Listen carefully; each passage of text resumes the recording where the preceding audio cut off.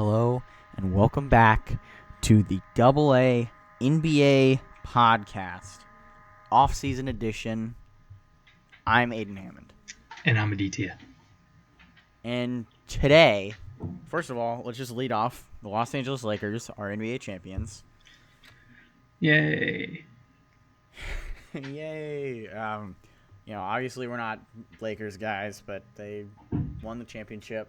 Good for them. Is there anything else we got to talk about? No, it's just sad. The only good part of this is they won it for Kobe. Yeah, that's true. But I can't really think of another good thing that's coming out of this. No. NBA Instagram, I don't have Twitter. I don't use it very often, but NBA Instagram has not been as bad as I thought it would be. Yeah. It wasn't a fucking nightmare. Yeah. I will give them that. They were pretty well behaved. The first 2 days after was kind of annoying, but it's settled. Yeah, but that's just because it was the boring who's better? Because that's what everybody has to make everything LeBron does about for the rest of his probably life. Dude, LeBron, if he owns a team and is just a bare minimum owner, he'll be better than Michael Jordan at that. Dude, LeBron got his 5-year-old daughter, her own mini house. He's the GOAT. He's the GOAT, dude. I don't think Michael Jordan ever bought his kids a house when they were that young. No. But yeah, so they won it for Kobe. That's great. But it's still a Lakers championship, which has a level of unbearability to it. So yeah. But okay, I do want to ask this. This isn't on our itinerary that we made. How likely do you think it is that they repeat next year? Would you say that they're the runaway favorites to repeat next year? They're not the runaway favorites, but I think they are the favorites. I would say so too. The reason I'm saying they're not runaway favorites is literally just because the Warriors will be back. But other than that, this is their window, and depending on what goes on in free agency, obviously, but this is a big window for them to repeat. Yeah, I'm about to get real disrespectful in here. I don't think that the Clippers are even a threat next year. Not if they keep Paul George. Obviously, Kawhi does not deserve the blame for losing. The majority of the blame for losing. That's kind of not on him because he was excellent for the playoffs up until Game 7. But I don't think that team is a threat if they keep beating themselves. Yeah. And I don't think that they had particularly good chemistry. There was a report that came out this week that some of the Clippers veterans, including Montrezl Harrell, Lou Williams, and Patrick Beverley, I would say probably the Clippers' 3 most important role players, kind of bristled at the special treatment that Kawhi got. Lou Williams said, I don't even know what bristled means. He didn't. But I wouldn't be surprised if that was a true thing, and that was kind of what messed with their chemistry a little bit this year. Well, a very similar thing was reported when they first brought Kawhi in, at the start of the season. Clippers players didn't like that Kawhi was essentially getting superstar treatment. But he's a superstar. Well, yeah. Yeah. But they Kawhi Leonard, you're playing with a guy who could retire, be first ballot Hall of Famer. This is the kind of guy we're talking about here with Kawhi Leonard. He's so fucking good. His presence almost guarantees you at least a shot at contending. It just does, unless there's a major negative like Paul George. Clippers still haven't made the conference finals. Yeah, God, that's so sad. So I don't know. I think that the Warriors are definitely more of a threat than the Clippers, but I think that the Lakers are probably the favorite. I don't really know why. And so now let's go to the East. I think Milwaukee even though they had a bad loss. I think that Milwaukee's probably going to be the favorite, at least to get the 1 seed. And they'll probably build up the hype again. I think that Miami's probably going to be a favorite, even if they're not so hot in the regular season again. And then I think the Nets. The Nets are the team that I'm questioning the most. They're very polarizing. Yeah, I think they are the team that... They're a team that I could see realistically getting a 2 seed, a 1 seed, or the 6 seed. Well, that's how it works with when you have Kyrie on your team. Your highs are really high and your lows are really low. Yeah, I don't know how much I trust Kyrie Irving, and I don't know if post Achilles Kevin Durant can be as much of a positive as they need him to be. I mean, when it comes to his Achilles injury, it's like, obviously I don't think he'll be 100% like, Warriors Kevin Durant or anything, but with the way medicine's going now and the fact that he doesn't necessarily rely a lot on athleticism, I think he'll still come back and be a very good player. But yeah, I don't know that I can rock with the narrative that he's immediately coming back and he's better than Kawhi, better than Giannis. Obviously not. But that's what I'm seeing, is I'm seeing posts like the 10 best players in the world going into the 2021 season. LeBron James, Kevin Durant. And then, Kawhi, Giannis, Luka, people like that. Right. I don't know. We haven't seen Kevin Durant in a year, and we haven't seen Kevin Durant drawing double teams routinely for 5. So I don't know if I'm going to... we haven't seen Kevin Durant with less than 3 other immediate offensive threats besides him in years. It's been so long since we've seen Kevin Durant be able to dominate like that, and I just don't know how it's going to work. Right. And obviously, Kyrie Irving, if I'm a Nets fan, I'm fucking terrified right now. I mean, it can't get worse than... It can't get worse than what it was 3 years ago. It can't, but can you imagine, the Nets are at risk of becoming the Eastern Conference Clippers. They spend all this money in free agency, they don't do it quite to the extent that the Clippers did, where they trade all of their draft picks. They already did that 6 years ago, but I think that the Clippers are going to have the Nets are going to have very high expectations, and then if and when they don't meet them, it's going to be a shit show. The thing is with them, though, I feel like if they meet expectations and win a championship, then, whatever. But even if they don't, I feel like it's one of those things where they did everything they possibly could, and it just wasn't enough. You know what I mean? They couldn't have done it. They got Kevin Durant and Kyrie. They literally couldn't have done anything else. Yeah, I think that it's also maybe not quite as much a dire situation as the Clippers, because they didn't give Kyrie and KD the opt-out clause that the Clippers gave Kawhi. Right. If the Clippers don't at least make the finals next year, Kawhi's gone. He's gone. Well, that's the thing too. Oh, sorry, you can continue. I didn't mean to cut you. No. That's all I had to say. Okay. He's going back to Toronto or going wherever. He's not going to stay with the Clippers. Well, that's the thing too. I remember I talked about this in the group chat. I see people that are legitimately trying to argue that the Clippers aren't a championship or bust situation, and it's if you don't, you're going to lose Kawhi and Paul George in 2 years. You don't have picks for the next 6 years. You traded away your best young piece in Shai Gilgeous-Alexander. Lou Williams is 33. Montrez is probably going to leave in free agency.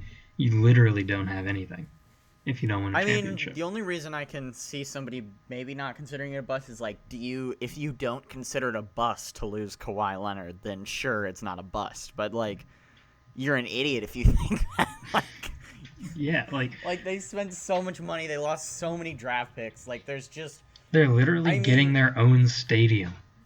You can't get your own stadium away from the Lakers and then suck. Yeah, exactly. It would be the most Clippers thing they could possibly do to just the first game of the new stadium. Kawhi Leonard had just left. They can't do it. They gotta get at least like a Western Conference champion banner for that arena or something. Like, Jesus Christ, dude. You can't just you can't suck forever. If you're the Clippers, you can. If you're the Clippers, you can consider it, but it is absolutely a bust if they don't win it. Yeah. Do you have anything else about this, like who the contenders are next year? No, I do think Dallas will Ooh, Dallas is a spicy one. The thing is, it depends obviously on if Kristaps can come back healthy because he's getting his meniscus surgery. But it's Luke is playing like an MVP. Kristaps is probably going to take another season to get back into form, but they were really post All-Star break, they were kind of insane. Bro, how many seasons is it going to take for him to get back into form though? The next season where he doesn't have to get potential career-ending surgery, then that season. Yeah, but when is that going to be? I don't know. I can't tell you. But I would say the Mavericks gave up a particular lot for him, but still, he's gotta figure it out. Yeah. I also do need to see how Jamal Murray can play next season, because if he plays like he did in the bubble, then the Nuggets are threats. Yeah, the Nuggets are another team that's probably gonna be a top 2 or 3, or I guess 3 or 4 with the Warriors back. Yeah, well, they've always been a good regular season team. It's just if Jamal Murray can continue to play like he did in those playoffs, they are genuine threats to make the championship. And they could knock somebody off, yeah. Yeah. Especially if they get that mile-high home court. That's something that Denver's really a very underrated home court advantage. Yeah, I know. It's the high altitude. You kind of see it more in the NFL because people have it's first of all an outdoor stadium. It's colder, less air. Yeah, less air. And you see the offensive linemen with oxygen masks on the sideline and stuff like that. And it's not as bad in Denver's arena, but it is a very underrated home court because it is high altitude still. Right. It is. And for a guy, for 36-year-old LeBron James going in there, that could be tricky for him. Mm-hmm. Especially because the Nuggets players are conditioned to play in that. Yeah. So, Nuggets, very underrated home court for the playoffs. They could really knock somebody off with that. Mm-hmm. All right, what do we got next? So we were just kind of covering some news to start off. So the first thing we got is, so we're going to do some coaching stuff first, I guess. Speaking of the Clippers, Tyronn Lue signed a 5-year deal to be their head coach. That's so long. Oh my God, that's so long. Bro, they're confident in Ty Lue, man. Why? What makes them so confident in Tyronn Lue? What did Tyronn Lue do in Cleveland besides win a championship with LeBron James pulling off arguably the greatest finals performance of all time? What did he do in Cleveland? He got fired 6 games after LeBron left. Maybe it's not about Cleveland. I think maybe he was just a really kick-ass assistant coach for them. Yeah, well, that's the thing is, usually when teams hire head coaches like that, it's an assistant coach's first head coaching job. They already know what Tyronn Lue's ceiling is. Okay? Yeah. It's to be fair, really that nice Cavs team after motivational LeBron speech left was kind of ass, but it was, but they were horrible. yeah, he was 1-24 without LeBron. Yeah, that's bad. Wouldn't it be hilarious if they won next year? Tyronn Lue now has 2 rings as a head coach, and he gets into the Hall of Fame as a head coach. They're look at his record. Look at his regular season record. It's awesome. And then look at how many rings he has. Well, that's the thing with Tyronn. I feel like Kawhi definitely had an influence on that. Because Ty Lue is the coach that will literally just let a superstar do what he wants. Yeah. It's there. I totally agree. I don't think there's any doubt about that. Tyronn Lue is going to be like, Kawhi, you want to shoot this one? And Kawhi's going to be like, Yeah. And Tyronn Lue's gonna be like, okay, here's the ball. Yeah. So yeah, I don't know. And should we talk about Chauncey? Yeah, sure. He is an assistant. I guess you know more about it than I do, but from what I understood, he is a Clippers assistant unless he gets a head coaching job by the start of the season. Yeah, that's kind of what I mean, that's basically what I kind of understood that agreement to be. Like, just kind of a rough agreement to become an assistant coach. But nothing's been inked yet. What? Nothing's been, like, signed or anything. I don't believe so, but okay. I don't know. Maybe they're just like, Chauncey would be a good guy if Tyronn Lue ends up sucking. Yeah. But I don't know. What else? What else? Next up, Daryl Morey stepped down as executive of the Rockets. Why? Probably because he knew he was about to get fired if he didn't. Or like Tillman Fertitta was like, yo, you can step down or I can fire you. But I don't understand why. Like, it's not like the Rockets are continually, like, they're not always rebuilding. They're always contenders. Like, they're always good. Yeah, but they're not contenders enough to win the championship. Yeah, but, like, can you really, like, blame Daryl Morey for that? Like, it's not like... Yeah. Like, Daryl Morey's done pretty much everything right. Besides, except like, for get a center. When he kind of fumbled the bag on the center. But, like, he's made trades for people that... Whether or not you like to admit it, Chris Paul and Russell Westbrook are two awesome matches for James Harden. When they're both on, there's not a better duo than like a Chris Paul and a James Harden or a Russell Westbrook and a James Harden, or at least a better backcourt. So, like, he's done a great job of matching those guys. I don't really understand what the issue is. Like, unless the Rockets are just trying to clean house, and then I kind of understand it. But, like, you can't have prime James Harden and want to clean house, though. Yeah, exactly. Like, James Harden is 32, correct? 31? 31 or 32, somewhere around there, yeah. He is...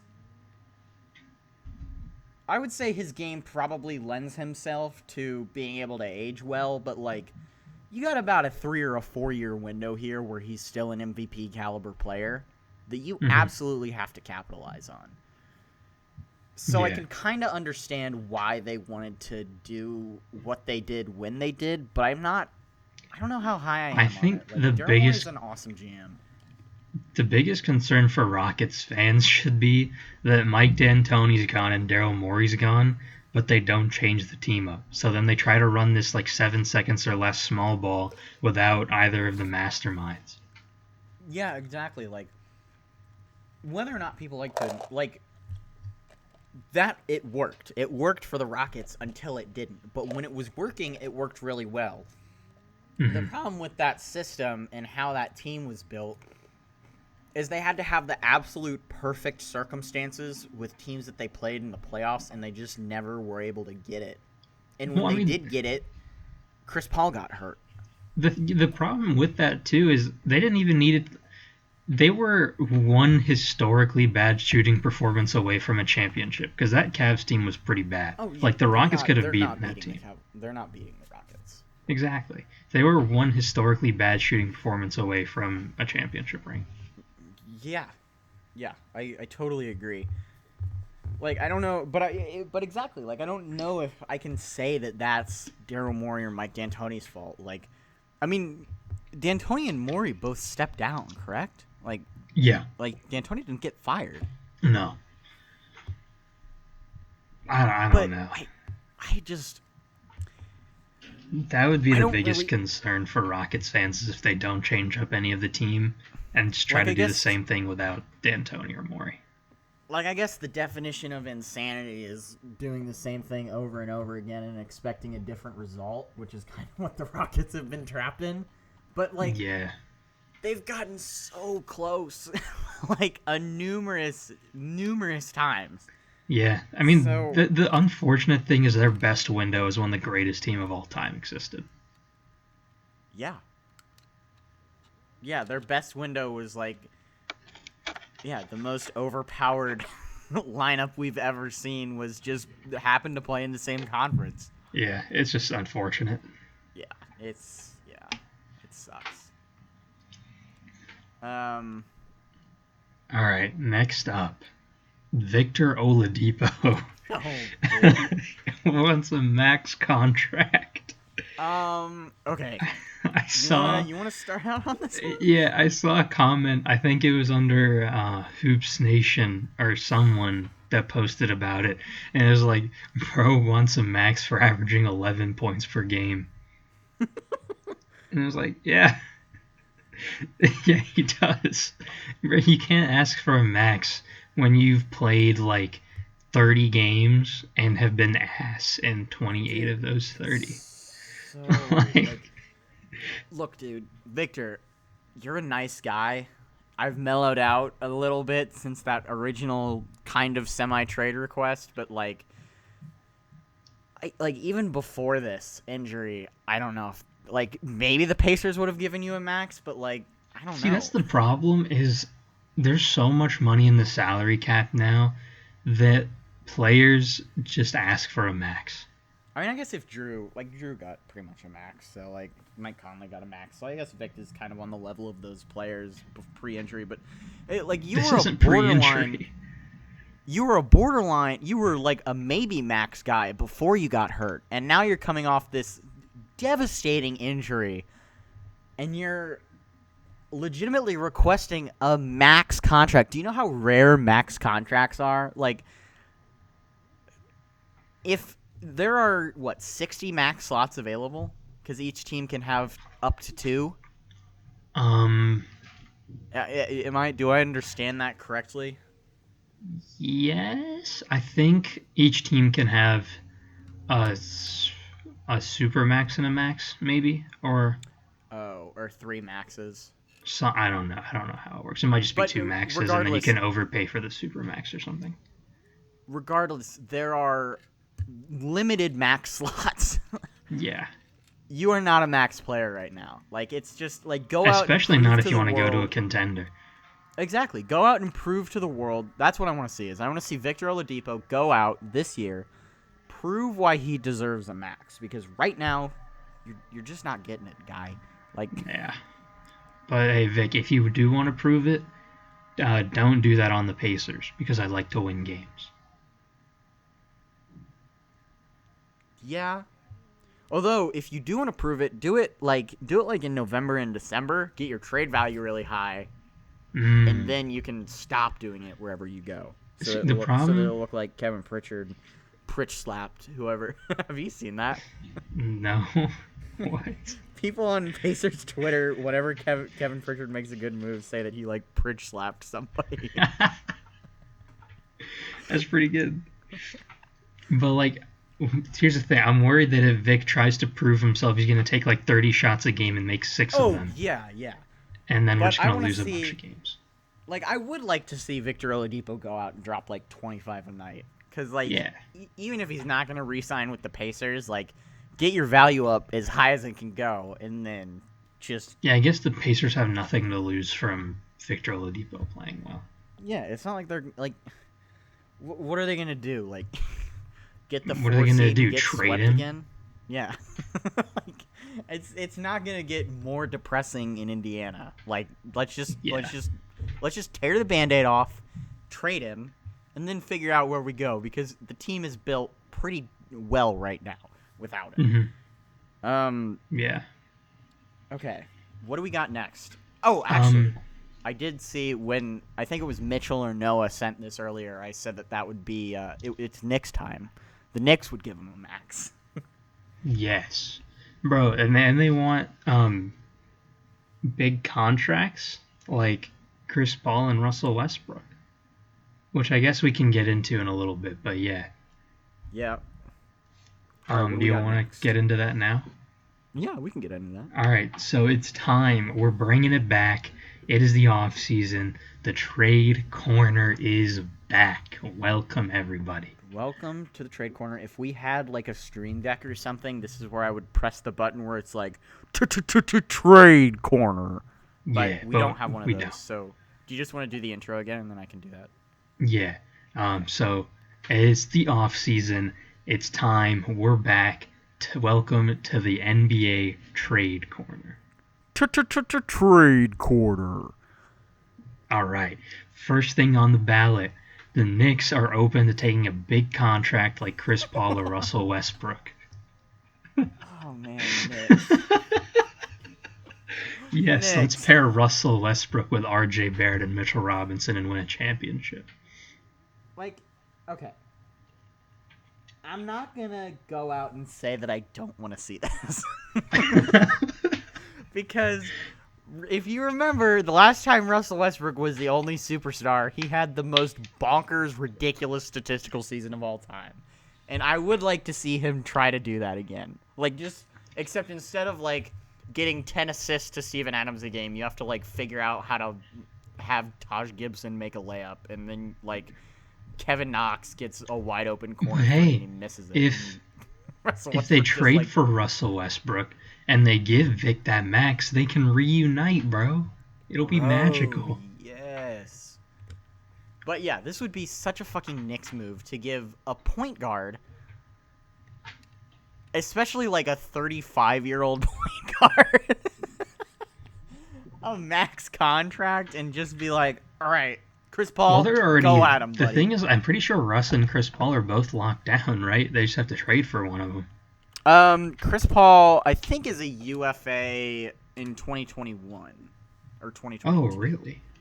Because I think this was the third year of his contract, right? Because didn't he sign, or no, did he sign an extension right before the second year he was with the Rockets?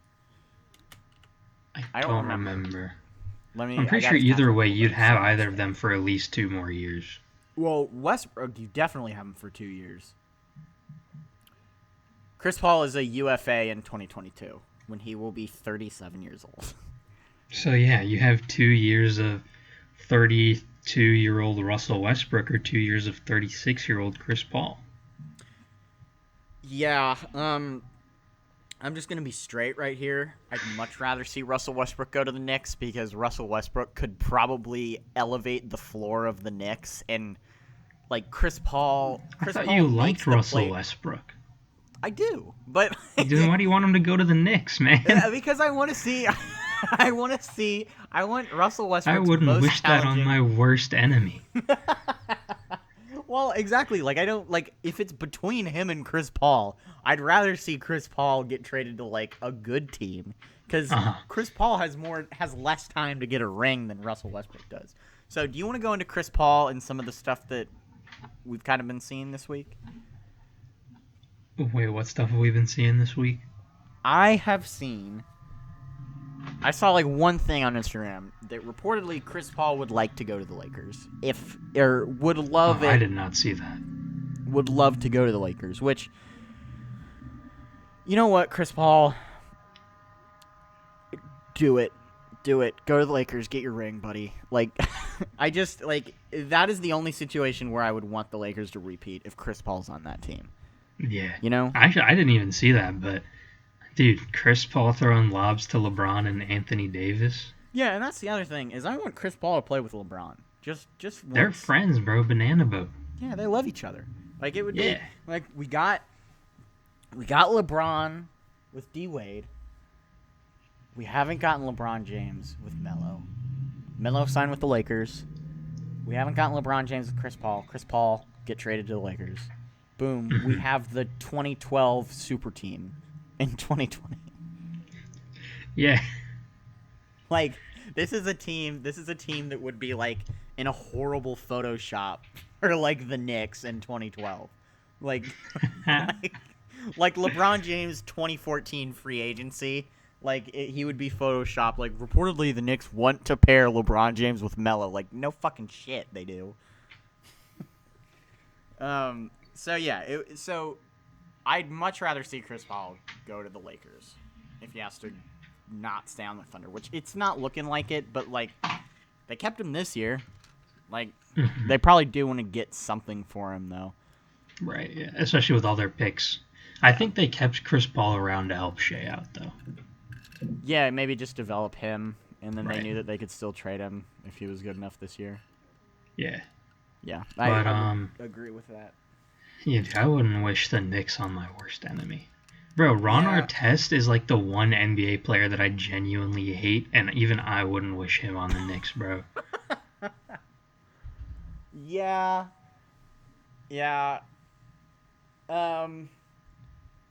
Okay, what do we have next? Anthony Davis? What? Oh, Anthony Davis. It's just like confirming what we already figured. Anthony Davis is going to opt out and get his max. Re-sign with, and he's going to opt out and go sign with the New York Knicks. Yeah. Or he's going to go home. Fans. The Lakers are third, behind the Knicks and the Bulls. Right. He wants to be a part of one of those two shit shows. He wants to be part of a winning organization, so he's going to the Bulls. Yeah. But next up, since we're already talking about shit shows, the Cavs are interested in Josh Jackson, Michael Kidd-Gilchrist, and Pat Connaughton. This is the blockbuster free agency that Cleveland fans have been waiting for, baby. At least the Browns are good this year, because like the Cavaliers are not going to be good for a long time. Man, Browns are about to get stomped by the Steelers, though. Unless Jarvis Landry can be quarterback, I guess. But yeah, exactly. But like, can you imagine if the Browns get curb stomped on Sunday, and then when is free agency starting? I think free agency starts pretty late, actually. Like December 1st, I think. So like, the Browns just go on a big losing streak, and then December 1st, it's like the big free agent signing of Josh Jackson is announced. Like they give Josh Jackson like $80 million. Is Josh Jackson? He was 2017, right? So this would technically would he be unrestricted then? Well, he was released, right? Or was he a part of that trade? I think he's on the Grizzlies still. Well, yeah, but was he released by the Suns? Or was he part of a trade to... I think he was part of the Conley trade, wasn't he? Because wasn't the Conley trade a 3-team deal? Oh, I don't know. I'm pretty sure he was part of a trade. He wasn't released, though. Yeah, he is going to be... He is an unrestricted free agent. Okay, yeah. So, throw him that max, baby. Throw him that max, Cavs. I don't understand. Why is Michael Kidd-Gilchrist on your list of targets ever? In any situation. Like, Josh Jackson's, like, somewhat young. He had his flashes, I guess. Pat Connaughton, he's an okay player, but why Michael Kidd-Gilchrist? What do you gain from bringing him on your team? Pat Connaughton's most notable thing is he's a white guy who was in a dunk contest. That's it. Yeah. But, dude, I would it just does not make sense to go after MKG. Did you know that Michael Kidd-Gilchrist was on the Mavericks this year?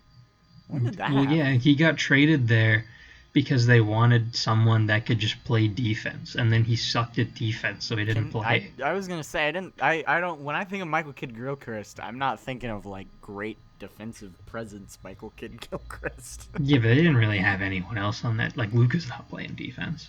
Tim Hardaway's not playing defense. I think about with Michael Kidd-Gilchrist is that fucking picture of his jump shot. His shot form, yeah, and that he was a second. Jesus Christ. Yeah, he was the second overall pick. People forget that. Someone just slammed a door. That was super loud. I actually heard that. Jesus. Yeah. Someone is not happy. Forget that. Probably because Anthony Davis was so good, but like Kentucky had the first two overall, or Kentucky was the first two overall picks that year. Michael Kidd-Gilchrist was second, and he's just never ever been good. Leave it to the Hornets, man. I think that's beyond just the Hornets' fault, honestly. Is it, though? They drafted him. Like, that's on them. Yeah, but, like, he was actually pretty good in college. Bro, you don't trust anyone with that shot form. Dude, they should... Yeah. Can you imagine if they went out and got Michael Kidd-Gilchrist, and that was, like, the Lakers' big free agency signing? They were Lakers? Yeah, the Lakers were like, the Lakers go out and get Michael Kidd-Gilchrist, and they're like, Anthony, look, we got your guy from college. We have the number one and number 2 overall picks from the 2012 NBA draft. What do you think, buddy? And Anthony Davis is like, motherfucker. We didn't want another one of these guys. We don't need more of these guys. You're making it actively harder for us to win next year. All right, next up. The Bucks want Bogdan Bogdanovic, which is the Kings one. Yeah. Aim a little higher, Bucks. Yeah. You guys gotta get like a 3rd star. Isn't Bogdan on a big contract, or did he want a big contract or something? Yeah, because he's an unrestricted free agent, but he wanted to get like a max. I don't think he wanted to get a max. I think he wanted like $80 million or like $100 million or something. Well, no, it wasn't this season. It was like, I think it was last year. He was restricted or something, and he was like, "Give me like the most money you can give me." And yeah. He wanted money. He wanted big money. Look, I mean, he's 28 years old. He's really good. 28? Yeah. Jesus, he's been in the league for like 3 years. Well, yeah. I mean, he was a pro for 7 years internationally. Yeah, that's fair. Like, he's an okay player. So, I mean, you're not, he's fine. Yeah, he's on the EuroLeague 2010 All-Decade team, though. Good for him. Good for him. But yeah, he's not a guy that. Oh, the Suns drafted him in 2014, and then he just spent 3 more years in Europe. And he didn't even play for the Suns. I'd much rather have I'd much rather make a move for Chris Paul if I'm the Bucks. Like I'm not gonna do this over Chris Paul. I just got a text. It's a red flag warning, which means be aware of potential fires. Oh yeah, there's one of those down here in Bloomington. Nice. But yeah, he's okay, but I wouldn't make him your big free agent target. Yeah, I mean, if you can get him for I don't know, like just another guy to bring off the bench, or even better, if you can do a sign and trade and get rid of Eric Bledsoe and send him to Sacramento, that would be nice. Then you need a point guard, though. Giannis can play point guard. Can he? Yeah. Yeah, I think so. I mean, I don't know why I wouldn't want him to play point guard. I mean, right. I personally like it when my point guards just play in the post. Yeah. All right, what do we have next? The last thing we have is Houston is interested in Joel Embiid. But I think this was before Daryl Morey stepped down, actually. So I don't know. They might still be. Yeah, I don't know how much I like this. Yeah. It would, positive, gives the Rockets a center. Negative, I can't think of 2 players that would be worse for each other than Joel Embiid and James Harden. Joel Embiid and Russell Westbrook. No, because they hate each other. Well, okay, yeah, but Joel Embiid and James Harden would be horrible for each other because they would just feed into each other's vices. Joel they can Embiid, go get fast food together. Yeah, exactly. But they're both not great at keeping themselves in shape. Obviously James Harden is probably a bigger partier, I would say, than Embiid. But Embiid does similar harmful things to his body with video game, staying up and playing video games instead of sleeping. Yeah, James Harden just adds an extra layer onto that with drinking and touching boobies. But yeah, it's I can't think of 2 players that would be a worse match for each other, because I'm pretty sure they like each other. I've never seen any big Harden versus Embiid beef. Yeah, but yeah, I think you're pretty spot on with that. If they're on the same team, they probably just self-destruct. Yeah. And I saw something this week, and I'm pretty sure you saw this because I'm pretty sure you sent it to the group chat. Portland reportedly is thinking about making a move for Embiid, or like it would just be awesome if Portland made a move for Embiid. Something about Portland and Embiid, right? Yeah.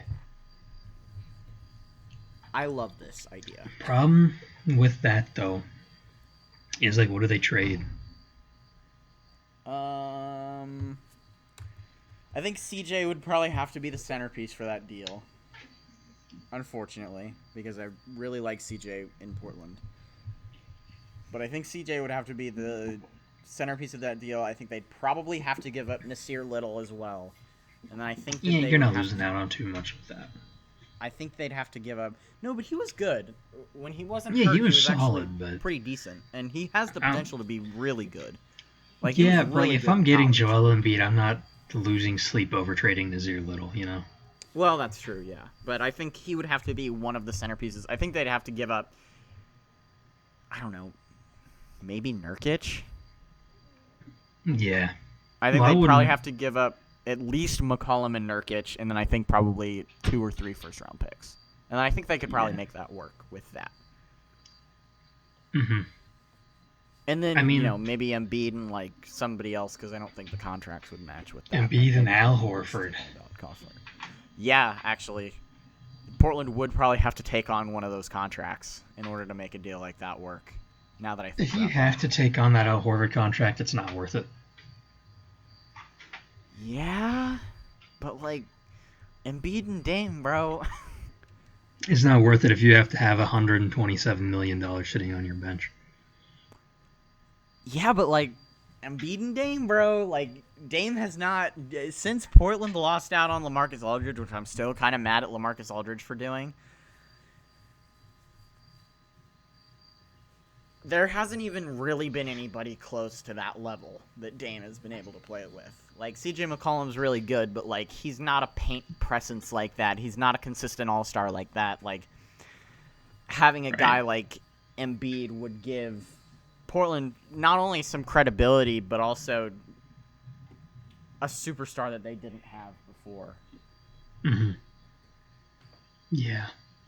It'd be interesting. I wouldn't be opposed, but not if you have to take on Al Horford. Yeah, not if you have to take on Al Horford. I would probably rather take on Harris. I don't know, though. Yeah, because at least Harris can be productive. Yeah. All right, next up, we have a new segment. Aiden, you want to introduce it? Okay, so we were kind of panicking in the party the other night. It was the night, I think, either after the Lakers won or while the Lakers were celebrating. We were kind of like, shit, what are we going to do with the podcast? Because this is kind of the first time that we've been in a legitimate off-season. Like, we had the 4-month coronavirus break, but, like, there was still kind of some stuff to talk about with, like, restart news and that sort of stuff. And the NBA made the vault, or they unlocked the game vault or whatever, and we could watch those games for a little bit, but that got super horrible after a couple weeks. Yeah. So we were like, fuck, what are we going to do? We want to do something with the draft, but we don't really know enough about the prospects. There was no tournament this year, so. Yeah, there was no tournament, so Aditya doesn't know anything, and I'm not an authority on college basketball outside of like knowing who some guys are and like watching a couple games. Like, I'm not really in that world that much. I definitely prefer the NBA. So we're like, shit, what do we do? It's going to be super boring until free agency starts. Like, what are we going to do? So I suggested that we go through each division.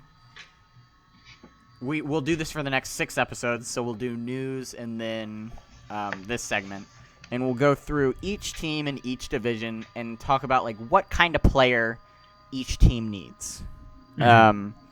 So this week, we're going to go ahead and start with the Pacific Division, because the Lakers won. They're in the Pacific Division, and there are a couple other very interesting teams in that division. So the Pacific Division is the Lakers, Clippers, Warriors, Suns, and Kings. Yes.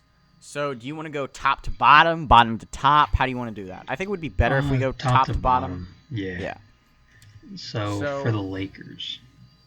And I do want to say, like, unless there's, like, a prospect that we can name, we're just going to talk about, like, what type of player would really fit into this scenario. Right.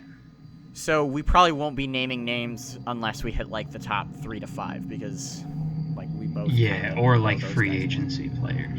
Yeah. So Los Angeles Jesus, Lakers. someone's just revving a bike outside of my dorm right now. Really? Yeah, it's picking up on the mic and it's so annoying. All right, I think we're good. So what do the Lakers need? I'm gonna go grab some water so you just fan for a second. All right. I mean, the Lakers are champions, so clearly they don't really need anything.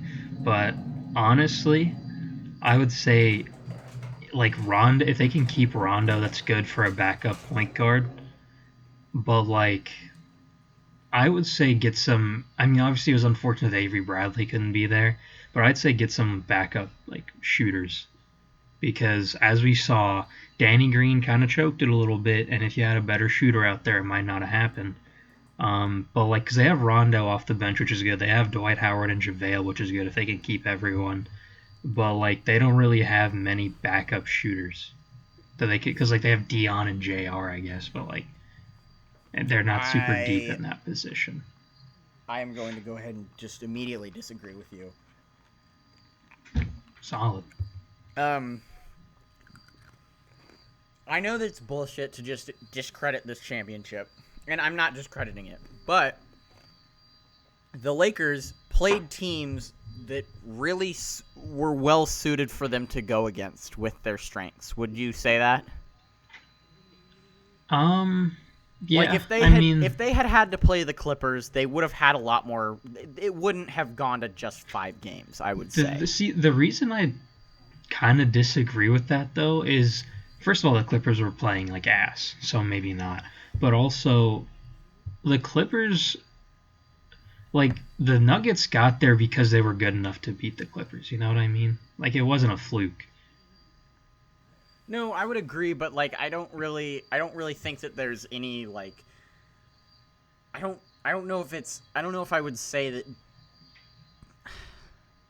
It's like when a team, like if a team beats a team that beats a team, I wouldn't say. You sound like Noah. Let's say Team A beats Team B, right? And then Team C beats Team B. I wouldn't say that means that Team C is better than Team A necessarily. I think that the Clippers and the Lakers, if they had met in the Western Conference Finals, no matter what, it probably would have been a good series just because the weaknesses that the Clippers had were the Lakers' strengths, and the weaknesses the Lakers had were the Clippers' strengths. The weaknesses that the Clippers have is having Paul George on their team. The Lakers can't control that. Well, that's true. I'm also kind of just basing this off of the regular season. Right. Because that's the only time we were able to see them play. And right. The Clippers were good against the Lakers in the regular season. And I think that, I mean, obviously, like, I don't know and we'll never know, but like, I don't know if I would exactly count the Clippers out for sure because the Lakers won the championship and they beat the shit out of the Nuggets who beat the Clippers. Mm-hmm. Yeah, I think that the series that they played were kind of different though, because when it came to going against the Blazers, for example, they had, like, Nurkic is a solid defensive player. Whiteside's obviously a really good defensive player. And they're both bigs that can sort of match up on Anthony Davis in the post, but can't necessarily play him out on the perimeter. Yep. But whereas, like, when they played the Rockets, Anthony Davis could do whatever he wanted because he had PJ Tucker on him. So those are two contrasts right there. And then when you go over to the Nuggets, like, Jokic isn't a very good defender, but at least he has some size there, but their wing defenders are exceptionally good. You know, so like they sort of had a variety of players they were playing against. I guess what I'm trying to say, because I'm not discrediting the Lakers championship. I know I'm a hater, but I'm really not. What I'm trying to say is that the Lakers matchups were able to mask their weaknesses. And the Lakers' weaknesses were everybody that's not named LeBron James or Anthony Davis. On that team, on that coaching staff, because Frank Vogel made some very suspect moves in the playoffs. Like, he had some awful coaching challenges. Like, you can't waste that in the second quarter. You just can't. Yeah. So I guess what I'm saying is that even though the Lakers won this year and they were the best team and they deserved the championship. The way that they were able to win does not lend itself well to repeating in this league. It just doesn't. Like, you can't have Danny Green, Markieff Morris, Alex Caruso, Kyle Kuzma. Like, everybody can't be bad. Everybody was bad in the finals, and they won in spite of it because they have LeBron James and Anthony Davis. The thing, like, well, Rondo, I think, actually played a bigger part in that. Rondo too. Also, Rondo was like, good. I don't know. Maybe I'm just holding more value in, like, Avery Bradley as a playoff performer. I don't know. I would too, and I would say that he probably helps them win, but I think that the Lakers need somebody else to be productive, and whether it's Kyle Kuzma developing or whether it's Danny Green not being the worst player on the floor at all times in the finals, they need somebody else. Like, you can't just, like, LeBron James and Anthony Davis can't do it every game, and you saw it in the finals. In the 2 games that the Heat were able to manage to win, which they squeaked out against the Lakers. I mean, truth in the matter. But in the 2 games that they were able to win, the Lakers were doing everything wrong except for LeBron James and Anthony Davis. Like, the rest of the Lakers can't be that bad. I think that the Lakers need to target somebody consistent, first of all, because they didn't have that. And I think that really the Lakers need to target Chris Paul is what it boils down to. The Lakers need another veteran presence. They need another excellent player. They need probably another guard. I would say, like, I don't think that Chris Paul is better than Rondo. I mean, he is, but, like, I don't know if Rondo is. They also have beef, bro. Do they have beef? Yeah, remember Rondo, like, spit on him, and then they got into a fight? Yeah, Chris Paul and Rajon Rondo kind of, like, each of them have, like, 5 different beefs, though. Like, each of them are well-hated, or, like, yeah, but, like, they legitimately hate each other, I'm pretty sure. Well, I mean, I don't know. I think they could figure it out if they're playing together. Like, there are players who have done it. You're asking Rondo to figure out how to get along with his teammates, bro? Or Chris Paul. Yeah, like... But I guess what I'm saying is they need another piece like that. I don't think that the Lakers just don't need anything else. I think that the Lakers, really every championship, this is true for every championship team. Everybody has room to improve. And the Lakers got to find that way to improve because... Well, that's kind of the reason I was saying shooters, though, because... I mean, I don't remember where I saw this, but it was like in the majority of games in the regular season and in the playoffs that the Lakers lost, it's because their team shot below 30% from 3. Yeah, and I would believe that. But I mean, Chris Paul can provide some shooting. Like, I mean, he can't be worse than Danny Green and Kyle Kuzma. That's fair. Well, not many people can be worse than Danny Green and Kyle Kuzma. That's fair. Like, bro, get Hassan Whiteside to shoot threes, and he's better than Kyle Kuzma. Honestly? Gotta consider it. But yeah. All right, what is the next team? Oh, boy. The Clippers. The Clippers. The Clippers actually... The one player that the Clippers need on their team is actually to get a player off their team, and that player is Paul George. Yeah, the Clippers need not if you can Paul get George Paul George. Yes. Trade Paul George, get another player similar, like a wing player like Paul George. Just not him, because he's bad. Yeah, I really have nothing to add there. Lila is licking her foot at so loud, as loud as she can. She's right under the table. Hey, Lila, can you stop? But, like, dude, the thing is, too, is I called it happening, where Paul George was going to talk about how he was having anxiety in the bubble, and he got it all sorted out, and if he played another bad game, he was going to get clowned ruthlessly. And that is exactly what happened. Yeah, it is. And it's still happening to this day on Yep. Instagram and Twitter. because he was so bad. But yeah, the best addition the Clippers can do is subtraction. Yep. Addition by subtraction. Yeah. And maybe get a center, because if Montrez leaves in free agency, you're kind of stuck with Zubac as your primary big, which isn't great. Yeah. But, like a defensive center. Yeah, I would agree. Up next, the Suns. What kind of cap room are the Suns looking at? Do they have a slot to go out and try to get somebody? They have some money, but they also got to think about paying Aiden soon. So. Yeah. The thing is, the Suns are polarizing because like that 8-0 run kind of complicates things a little bit.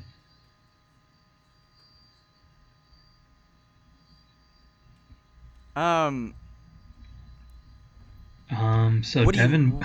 I guess what do you mean by that? Because like now they did so well in the bubble that's like, do you want to trade someone away, or do you want to like shake things up, or do you want to just try and run it back and see what happens? Well, but they won in the bubble because Devin Booker was out of his fucking mind. Like, well, yeah.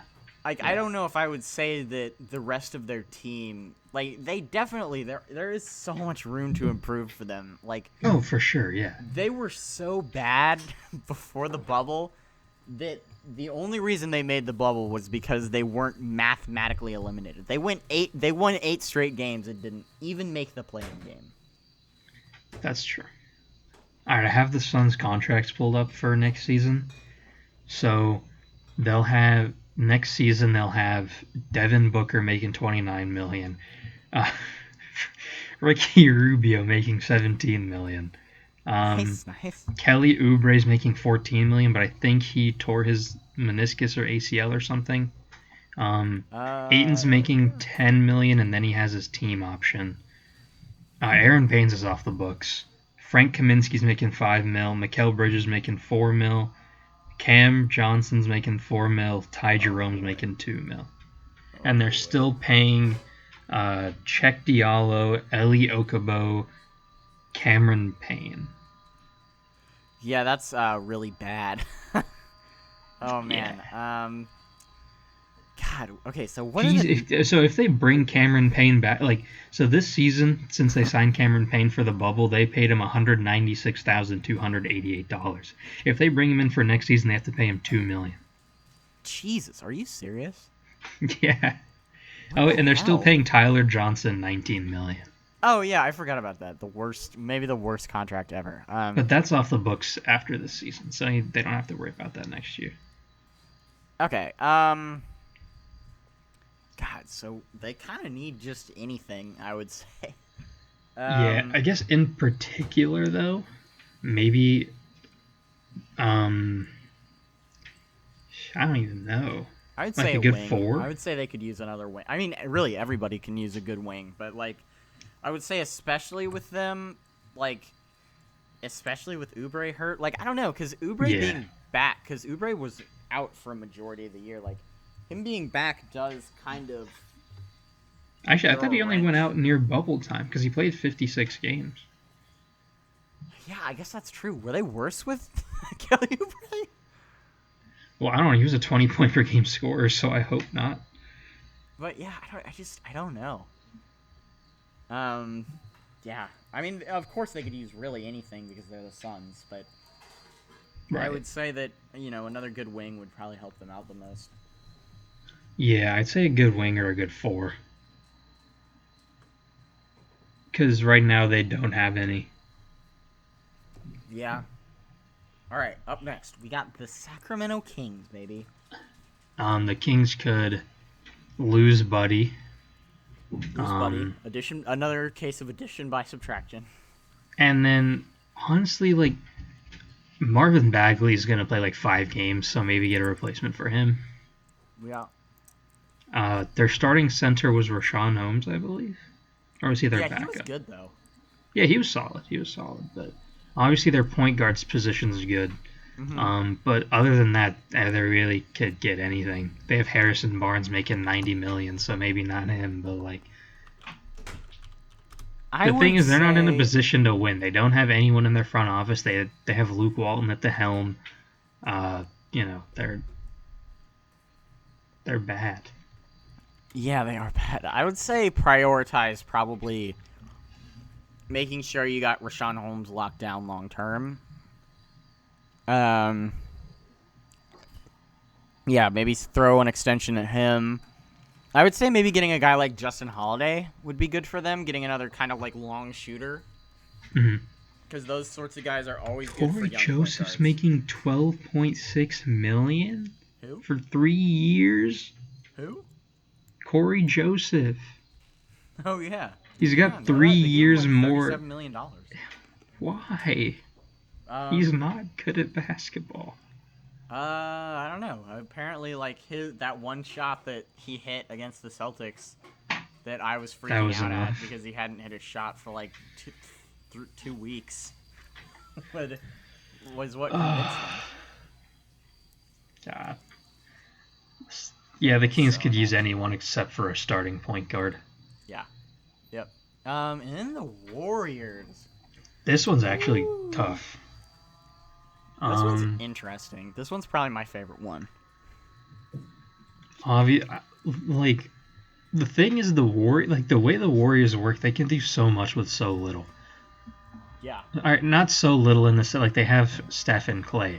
Well, like, they don't need, like, an exception. Like, Kevon Looney at starting center will be perfectly fine for them. They don't need, like... Yeah, they're good enough defensively, and then their shooting can get themselves out of any hole within, like, 2 minutes. Right.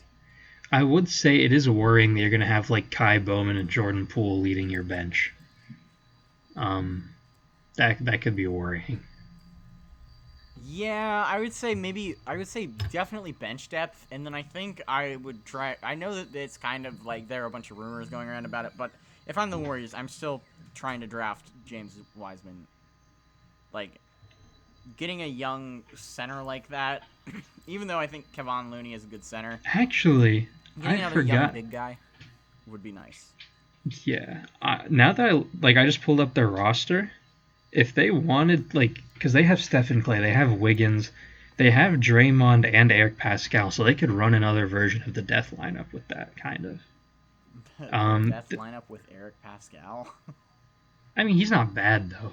He's not bad, but he's not, like, what would he be? What, Harrison Barnes? Like, yeah, I mean, I guess. I don't know, like, because then they have Marquise Chris, who had a really good season last year by his standards. Yeah. And then, I mean, horrible. Yeah, like, he was solid. So, I mean, other than that, though, they have Jordan Poole, Damian Lee, Kai Bowman, Alan Smaligic, Juan Toscano Anderson. So, yeah, I guess bench depth, maybe. And, yeah, backup guards. If they do draft Wiseman, though, like, I've never seen him play, but from what I've heard, he's got potential to be like a superstar center, but which is something that, like, even if they, like, I don't know, like, because I do think that they should try their best to hit on this draft pick and draft a big guy. Like, I don't think that they should definitely consider trading out of this, you know? Right. Well, here's the thing, too, though, is the Warriors are such a well-run organization that whatever they do is going to be the right move. Yeah, I mean, if they wanted to, they could. If like, let's say LaMelo goes number 1, if they got Anthony Edwards, I wouldn't say that that's a bad move. Even though that would basically mean they have 4 guys who kind of have the same role, you know? Yeah, I mean, LaMelo could run the 3 for them, theoretically. I would not move Wiggins. That LaMelo would be good with the Warriors. Hey, he said he's willing to fit with any team. Where LeVar Ball is right. Yeah, but I think that LaMelo, in order for him to be successful in the NBA, he has to be the primary ball handler. And the guy who's taking a majority of the shots. Yeah. And I don't think that the Warriors would allow him to do that. I think that James Wiseman would fit better there because of their...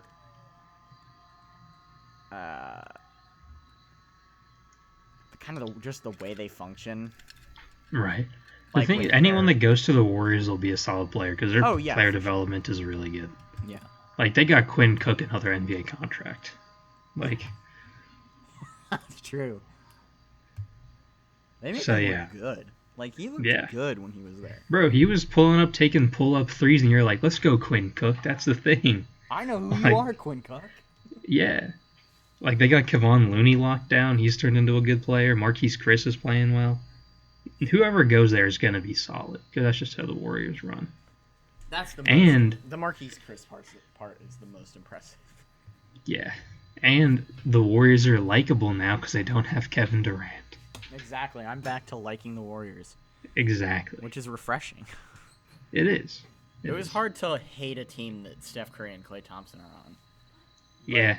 Kevin Durant was just such an asshole negative that he made it work, dude. Yeah. I mean, he was such a dick to reporters, too. Dude, he was such a dick to reporters. That was the worst part. And he grew out that stupid goatee. Oh, my God, dude. Dude, goatee Kevin Durant was a villain. Oh, my God. It was like he watched every, action movie and was like, how about I just look as evil as I possibly can? Yeah. All right, is that it? I believe so. Right. I do not. Solid. All right. So that's where we're gonna end it for today.